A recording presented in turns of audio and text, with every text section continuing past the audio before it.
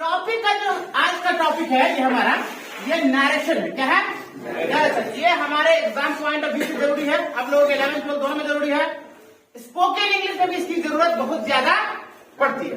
Narration एक बहुत ही important और बहुत ही लेंदी टॉपिक है, समझ में आ रहा है? अपने आप में बहुत ज्यादा कंफ्यूज करेगा आपको, ठीक है? लेकिन कंफ्यूज होना नहीं है, बहुत आसानी से इसको कवर हम लोग करेंगे। टॉपिक का क्या नाम है? नरेशन। जनरली इस वर्ड के लास्ट में TION लगाओ। क्या लगाओ? TION या ION लगाए, को छोड़ दीजिए। वो नाउन होता है। क्या होता है? नाउन। और नाउन का मतलब होता है क्या कहते हैं? किसी भी चीज का नाम। दुनिया में कोई भी चीज जिसका कोई नाम है वो क्या कहलाता है?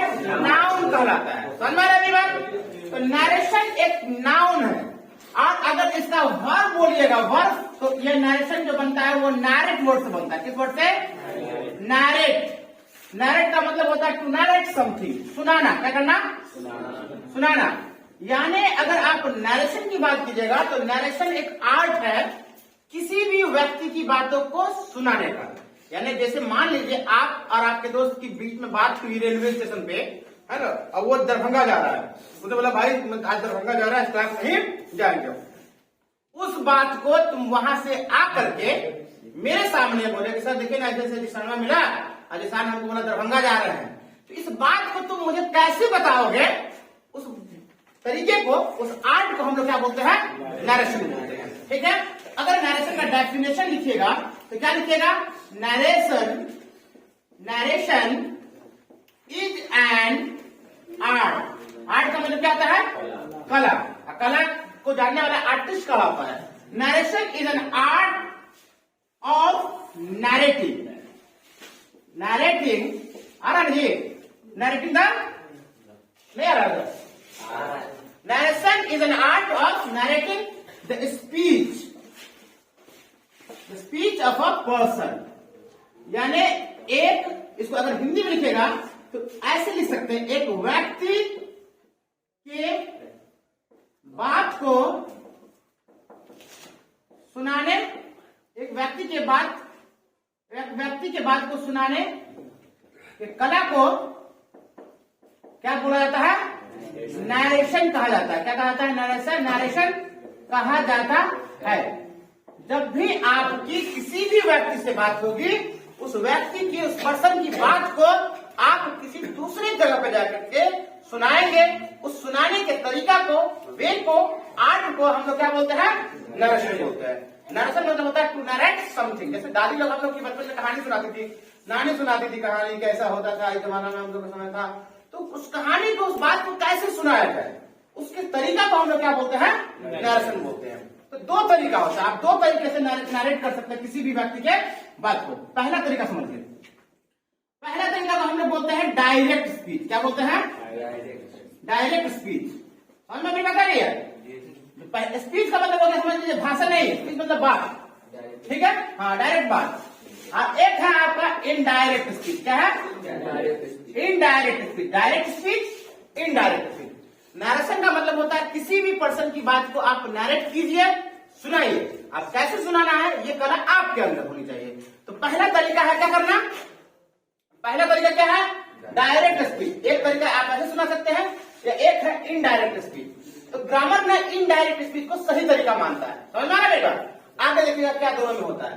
तो डायरेक्ट स्पीच में जब आप किसी की बातों को सुनाइएगा तो कैसे सुनाइएगा? तो ग्रामर ने बोला कि जैसे उस आदमी ने आपको कुछ बोला, सेम टू सेम, समझ में? एकदम कॉपी पेस्ट कर देना है।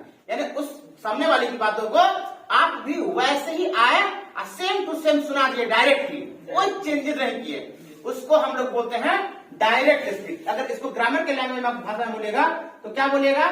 Narrating the speech of a person. किसकी बातों को? स्पीच ऑफ अ पर्सन, यानी एक व्यक्ति की बातों को क्या करना? अरे नरेटिंग मतलब क्या करना? बिल्कुल सब्जेक्ट के तौर पे आएगा।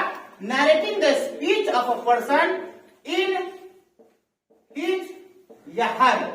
लड़का है तो हिज, लड़की है तो हर, उसका, उसकी सेंस हो जाएगा इन हिज या her style is called direct speech. नहीं समझ में आई बात?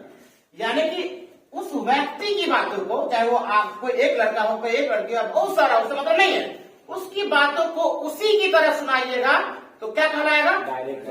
स्टाइल का मतलब क्या? वही तरीका, उसी के वे में सुनाना क्या कहलाता है? डायरेक्ट स्पीच कहलाता है। तो क्या आप जब सामने वाले ने कुछ आपको बोला, उसकी बात को अगर आप उसी की तरह सुनाइएगा तो क्या उसके बातों में चेंजेस कीजिएगा? राजू मुझको बोला सर कि राजू बोला कि भाई पटना जा रहे हैं, आज क्लास नहीं जाएंगे। आप भी आए, बोले सर देखिए ना राजू मिला, बोला कि पटना जा रहे हैं, आज क्लास नहीं जाएंगे। सेम टू सेम आपने बोल दिया, तो क्या इसके स्पीच में कोई चेंजेस होगा? नहीं। तो बोला कि इन दिस स्पीच, हिंदी लिखने की जरूरत पड़ेगी क्या?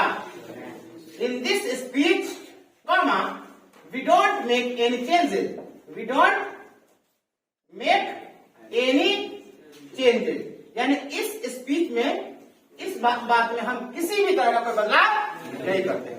जैसे वो बोला वैसे हम बोलेंगे, हो गया। कौन है? कौन स्पीच? Direct speech. कोई दिक्कत है? लेकिन इनडायरेक्ट को समझिए। आप बताइए, डायरेक्ट अगर आप आते हैं बड़ी गांव से अपने, तो डायरेक्ट का मतलब क्या होता है? सीधा सीधा स्ट्रेट, कहीं घूम घाम नहीं करना है। तो वो जैसे वो सामने वाला बोला, आप भी डायरेक्ट एकदम कहीं घुमा ये बिना सीधे आप बोल दिए, डायरेक्ट स्पीच। इनडायरेक्ट का मतलब क्या हुआ? आप आए, वहां रुके, तो घूम घाम के घूमते घामते यहाँ पहुंचे, इनडायरेक्ट वे में आप आए। तो इनडायरेक्ट स्पीच का मतलब वही होता है कि सामने वाला जो कुछ भी बोला आपको उसकी बातों को उसकी तरह नहीं सुनाना है, अपनी तरह सुनाना है। What a talented boy. समझ में आ रहा है? इनडायरेक्ट स्पीच का मतलब क्या हो जाएगा? बताइए। सेम डेफिनेशन लिखा है, कैसे लिखेगा बोले तो? Narrating the speech of a person in his, होगा क्या? क्योंकि उसकी मतलब होता है उसकी बातों को उसी तरह सुनाना। अब आप क्या बोलिएगा? हाँ, narrating the speech of a person in your own style. किस स्टाइल में? In your own style. Own का मतलब होता है अपना, अपने, है ना, अपना, है ना। ओन स्टाइल इज कॉल्ड, बोलिए, इज कॉल्ड इनडायरेक्ट स्पीच। यानी उसकी बातों को अब वो कैसे बोला हमें कॉपी नहीं करना है, उसकी बातों को आप अपने स्टाइल में, योर ओन स्टाइल, यानी आप अपने स्टाइल में सुनाइएगा। वो सुनाने का तरीका क्या कहलाता है? इनडायरेक्ट स्पीच कहलाता है। अब बताइए, सामने वाले की बातों को जब आप अपने तरीके से बोलिएगा तो क्या उसमें चेंजेस नहीं होगा? कोई काम कर रहा है तो वो अपने तरीके से कर रहा है, लेकिन जब तुम करोगे, बोलोगे भाई देखो मैं कैसे किया हमको नहीं मालूम, हम अपने तरीके से करेंगे, तो इसका मतलब चेंजेस कीजिएगा, बदलाव कीजिएगा। तो वही है। तो इस स्पीच में हम लोग क्या करते हैं? इन दिस स्पीच, इस स्पीच में हम लोग क्या करते हैं? वी मेक, अरे इसमें हम लोग चेंज नहीं करते हैं, लेकिन इसमें क्या करते हैं? इन दिस स्पीच क्या कर रहा है? तुम क्या कर रहा है पीछे से उसको? बाल सोला रहा उसका? कौन है वो? सारू भाई तुम्हारा? In this speech we make changes, यानी इस स्पीच में, इस तरीके में हम अपने बात में क्या करेंगे? बदलाव कर देंगे। समझ में आ रहा है? देखिए कैसे होता है। आपको क्वेश्चन जो दिया रहता है वो डायरेक्ट स्पीच में दिया रहता है। आप बोले आप किसे बदलने के लिए? जैसे वॉइस पढ़े होंगे, हो सकता है भूल गए होंगे, वॉइस में आपको एक्टिव वॉइस देता है, बोलता है किसे बदलिए? पैसिव में बदलिए। समझ में रखना रहा। ट्रांसलेशन हिंदी में जगह बोलेगा इंग्लिश में कन्वर्ट कीजिए। तो ग्रामर डायरेक्ट स्पीच को कहता है किसे कन्वर्ट करने के लिए? इनडायरेक्ट में। और सही तरीका क्या होता है? यही तरीका होता है। आप जब डायरेक्ट स्पीच में सीधे सीधे बोल दिए कोई दिक्कत नहीं है, लेकिन इनडायरेक्ट में क्या करना है? उसमें मिर्च मसाला थोड़ा थोड़ा कि नहीं, लड़का बहुत खराब नहीं अच्छा लगता है। बाप रे भाई तुमको तो गाड़ी देना था। हाँ पक्का बोल जाएगी तुम। अब ऐसा सुन के तुम्हारा खून खोल जाएगा, लेकिन बोला कि नहीं ये भी तरीका क्या है? सही है, अपने तरीका से बोलो, है ना, उसमें कुछ अलग से ऐड करो इन्फॉर्मेशन। समझ में आ गया? अब देखिए, आपने बोला सर वो मुझसे बोला मैं पटना जा रहा हूँ, आप भी आए बोले सर वो उसने मुझसे बोला मैं पटना जा रहा हूँ, कोई चेंजेस किया?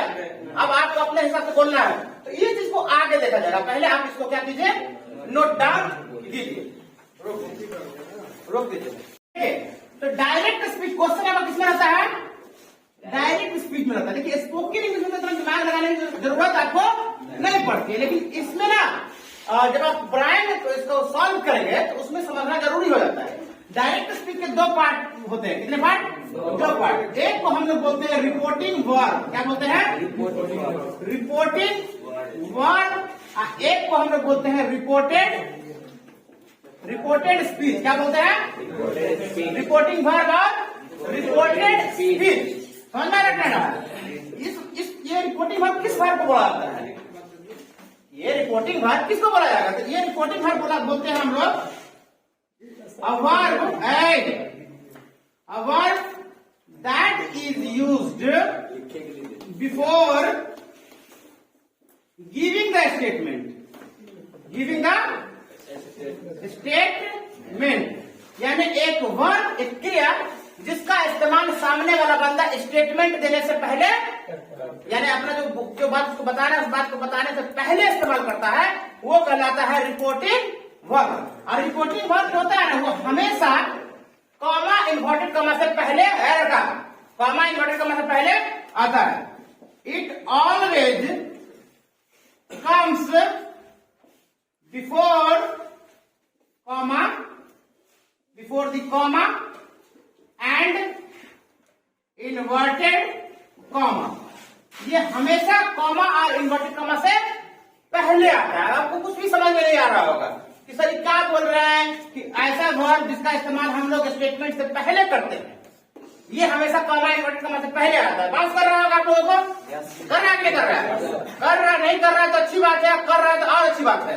हाँ, बाउंस करना चाहिए, समझ में नहीं आना चाहिए बच्चे को स्टार्टिंग में, क्योंकि पूरा दिमाग खाली रहता है, बहुत अच्छे से दिमाग में जाता है। देखिए जैसे लिखा हुआ है एग्जाम्पल, उसने मुझसे कहा, क्या लिखा हुआ है?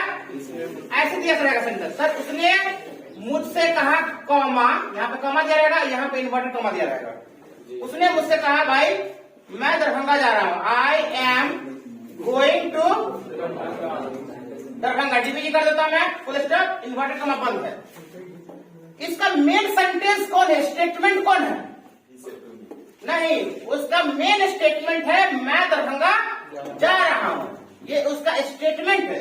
बोला कि स्टेटमेंट देने से पहले जिस वर्ब का इस्तेमाल किया जाता है, उस वर्ब को हम लोग क्या बोलते हैं? Reporting verb. इससे पहले कौन है? स्टेटमेंट तो ये हो गया, इससे पहले कौन है verb? He said to me, ये जो है ये कहलाएगा रिपोर्टिंग वर्ब। रिपोर्ट कर रहा है, क्या कर रहा है? रिपोर्ट कर रहा है। समझ में आ रहा है? अभी तक बोला नहीं क्या है। जैसे आप मूवी एक देखे होंगे बॉडीगार्ड में जो हीरोइन होती है सलमान खान की, वो बुलाती है उसको, है ना, बॉडीगार्ड लवली सिंह, कहता है रिपोर्टिंग मैडम। रिपोर्टिंग मैडम क्यों बोलता है? यानी आप रिपोर्ट कीजिए, आपका आदेश स्टेटमेंट क्या है, हम उसको फॉलो करेंगे। तो अभी क्या बोला है नहीं बताया, सीधे बोला कि रिपोर्ट किया, क्या तो बोला सर, कहा, पूछा, ऑर्डर दिया। तो ये जो वाला पार्ट है ये रिपोर्टिंग वर्ब कहलाएगा। अगर आप एकदम बकलोल है, नहीं समझ में आ रहा है, तो ये समझ लीजिए कि कॉमा और इन्वर्टेड कॉमा से पहले वाला जो वर्ब होगा वो रिपोर्टिंग वर्ब होता है। सिंपल समझ लीजिए, आज इसमें कोई दिमाग लगाने की जरूरत नहीं है। और रिपोर्टेड स्पीच की बात कीजिए आप, दूसरा कौन आपका? Reported speech. स्पीच आपका क्या होगा? आपका स्टेटमेंट होगा। देखते हैं ये पूरा स्पीच है, उसकी बात है, क्या कौन सी बात है? उसने मुझसे कहा कोई बात है, उसने मुझसे कहा कि मैं दरभंगा जा रहा हूं, ये बात है। तो रिपोर्टेड स्पीच क्या होता है? It is just the statement. क्या होता है ये स्टेटमेंट होता है। It always comes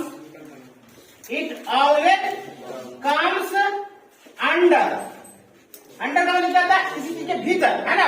it always comes under the inverted comma. Inverted comma inverted comma के बारे में तो तुम पहले भी पढ़े होंगे। ये कॉमा होता है, इसको क्या बनाता है? Inverted comma. तो ये हमेशा इन्वर्टेड कॉमा के अंदर आएगा। देखते हैं, I am going to Darbhanga, ये सामने वाले बंदे का स्टेटमेंट है। इसको हम पूरे को हम लोग बोलेंगे रिपोर्टेड स्पीच। समझ में आ रहा है? ऐसे ही दिया रहेगा, बोलेगा डायरेक्ट स्पीच से किससे बदलिए? इनडायरेक्ट बदलिए। समझ में आ रहा है मेरी बात? तो डायरेक्ट स्पीच का क्वेश्चन जो दिया रहेगा वो दो हिस्से में दिया रहेगा, दो हिस्से बटा रहेगा, एक रिपोर्टिंग वर्ब, एक reported speech. Comma inverted comma से पहले वाला रिपोर्टिंग वर्ब, इन्वर्टेड कॉमा के अंदर वाला रिपोर्टेड स्पीच। ये हो गया डायरेक्ट स्पीच, यानी सामने वाला वो बात आपको बोला था, अब इसको बदलना है किसमें? इनडायरेक्ट। अब आ करके आप वैसे बोल दीजिएगा, सर उसने मुझसे बोला मैं दरभंगा जा रहा हूं, तो आप उसकी बात को उसी तरह से बोला। अब आपको इनडायरेक्ट में उसकी बात को अपने तरीके से बोलना है। अब कैसे बोलना है अपने तरीके से? वो हम लोग नेक्स्ट क्लास में कवर करेंगे, इसको नोट कर लिया।